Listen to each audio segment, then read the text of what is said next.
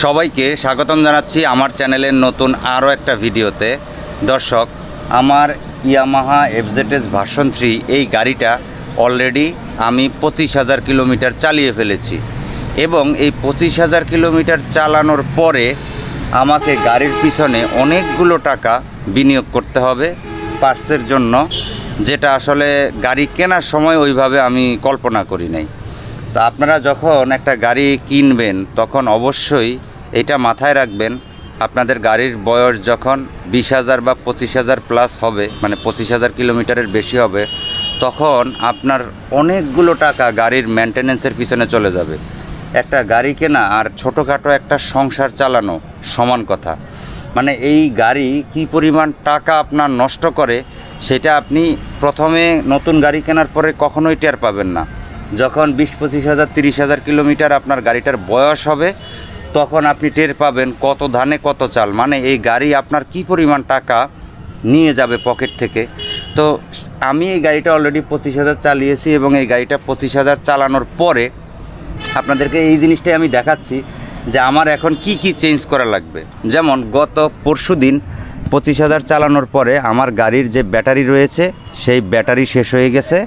তো এইটার যেই এক্সাইড ব্যাটারি থাকে, এক্সাইড ব্যাটারির দাম হচ্ছে গড় অ্যাভারেজ আপনার 2,000 টাকা বা 1,800-2,000 টাকার মতো। আমার কাছে অত টাকা নাই বিধায় আমি হ্যামকো কোম্পানির একটা ব্যাটারি কিনেছি, যার দাম নিয়েছে 1,200 টাকার মতো। এরপরে দেখেন আমি গাড়িটা চালাইছি 25,000 কিলোমিটার। আমার সামনের চাকার বিটের কি অবস্থা একটু খেয়াল করেন। এই হলো আমার সামনের চাকার বিটের অবস্থা। এবং আমি যদি আমার পেছনের চাকাটা আপনাদেরকে একটু দেখাই, দেখেন আমার এই পেছনের চাকার অবস্থাও কিন্তু ভয়াবহ খারাপ, মানে একেবারে টোটালি কোনো বিট নাই, এগুলো এখন রিজেক্ট অবস্থা। তো আসলে আমার কাছে এখন 2টা টায়ার চেঞ্জ করার মতো টাকা নাই। এখন কথা হলো চেঞ্জটাও আমাকে করতে হবে। তো গাড়ি আপনি কিনলেন আবেগের বশে বা শখ করে বা প্রয়োজনে আপনি গাড়িটা কিনলেন, কিন্তু গাড়িটা কিনে আপনাকে যে টাকাগুলো বিনিয়োগ করতে হচ্ছে, এই যে বিনিয়োগটা এটা কিন্তু আপনাকে মাথায় রাখতে হবে। তো আমরা যদি একটু হিসাব করি, দেখেন আমার 2টা টায়ারের জন্য গড় অ্যাভারেজ মিড রেঞ্জের যদি আমি টায়ার কিনি, অত্যন্ত দামিগুলো যদি না কিনি, মিড রেঞ্জের টায়ার কিনলে আমাকে অন্তত পক্ষে 12,000 টাকার মতো লাগানো সহকারে 2টা টায়ারের পিছনে খরচ করতে হবে। আচ্ছা, আমি গত পরশুদিন ব্যাটারি কিনলাম 1,200 টাকা। এরপরে আমাকে আর কি কি জিনিস চেঞ্জ করতে হবে, যেমন আমার গাড়িটা 25,000 কিলোমিটার চালাইছি, কিন্তু গাড়িটা 10 থেকে 12,000 কিলোমিটারের পর থেকেই এই ঘাড়ের যে রেসার রয়েছে সেই রেসারে সমস্যা দিত, মানে মাঝখানে আপনার ম্যাগনেটের মতো হয়ে যাইতো। তো এই যে রেসার শোরুমে, ইয়ামাহা শোরুমে এফজেড ভার্সন 3-র একটা রেসার সেটের মূল্য হচ্ছে কমসে কম 5,000 টাকা, লাগানো সহকারে মনে হয় 5,500 টাকার মতো পড়বে। তো আফটার মার্কেটে আমাদের যে রেসার এটার দাম 3,000 টাকার মতো, তাহলে লাগানো সহকারে 3,500 টাকা। তা আমার এখন রেসার চলে গেছে, এই রেসারের জন্য আমাকে হয় 3,000 বা 5,000 টাকা বিনিয়োগ করতে হবে। তো আমরা আপনাদেরকে একটু টাকার পরিমাণটা হিসেব করি যে 25,000, এই যে 25,000 চালালাম, এর ভিতরে আমি যতটুকু চালাইছি ততটুকুর জন্য তেল ভরছি, যতটুকু চালাইছি ততটুকুর জন্য ইঞ্জিন অয়েল বা মোবিল ভরছি। আর আপনারা অনেকেই জানেন আমি 3,000 কিলোমিটারের নিচে মোবিল চেঞ্জ করি না। আমার ইঞ্জিনটা খুব ভালোভাবে কাজ করতেছে, কিন্তু এত সাশ্রয়ীভাবে মানে গাড়ির পিছনে বিনিয়োগ করার পরেও আমাকে এখন এই 25,000 পরে আমাকে টায়ার দুটোর জন্য 12,000 টাকা বিনিয়োগ করতে হবে, রেসারের জন্য 5,000 টাকা বিনিয়োগ করতে হবে, তাহলে 12, 13, 14, 15, 16, 17,000। এর সাথে আমার ব্যাটারির জন্য আছে হলো 1,500, মানে আমি 1,200 টাকা দিয়ে কিনছি, গড় এভারেজ আপনাদেরকে 1,500 টাকা বিনিয়োগ করতে হবে একটা ব্যাটারির জন্য। তাহলে 12 আর হইলো 5, 17, 17 আর 1.5, 18,500। এরপরে আমার ফর্কের যে অয়েল রয়েছে, এই 2টা অয়েলের এবং ক্লাচ কেবল, এক্সিলারেটর কেবল, এই যে 2টা কেবল, এই 2টা কেবলের মানে মূল্য আছে প্রায় 1,200 টাকার মতো, ঠিক আছে, 1,200 বা 1,500 টাকার মতো লাগানো সব সহকারে।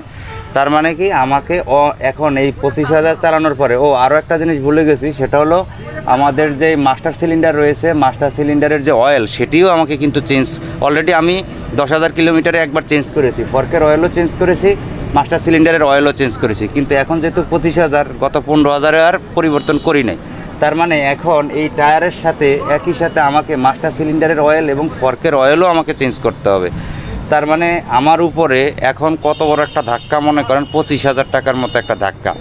এরপরও একটা গাড়ি যখন আমি সার্ভিসিংয়ের জন্য খুলবো, তখন আমার আরও অনেক অনেক পার্টস প্রয়োজন হতে পারে।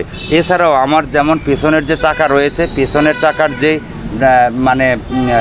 মানে পেছনের চাকার যে স্পোকেট হাবের ভিতরে যে ড্রামের যে রাবার থাকে, এই রাবার আমাকে চেঞ্জ করতে হবে। ওইটার দামও প্রায় শোরুমে 1000 টাকা, বাইরে 400 বা 500 টাকা। এরপরে হলো চেইন সেট, আমাকে চেইন সেটের জন্য বিনিয়োগ করতে হবে হলো 3000 টাকা। এখানে যে চেইন সেটটা দেখতে পাচ্ছেন, এটা দিয়ে আমি 25,000 কিলো চালাইছি। তো এখন আসলে এটা চালানোর মতো অবস্থায় নাই।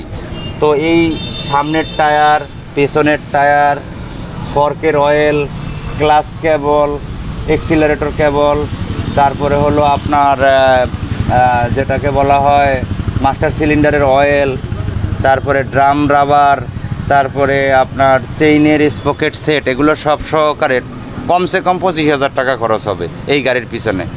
এখন হয়তো আপনার কাছে এখন 2 লাখ বা 3 লাখ টাকা আছে, আপনি গাড়ি কিনলেন, কেনার পরে আপনি চালাচ্ছেন, তেল ভরতেছেন, মোবিল ভরতেছেন, চালাচ্ছেন, কিন্তু একটা সময় যখন 15-20 হাজার অতিক্রম হয়ে যাবে গাড়িটা, তখন হঠাৎ করে দেখবেন আপনার মাথার উপরে এই 25,000-30,000 টাকার একটা বড় বোঝা। যদিও এই টাকাগুলো খরচ করলে গাড়ি কখনোই কিন্তু নতুনের মতো হবে না।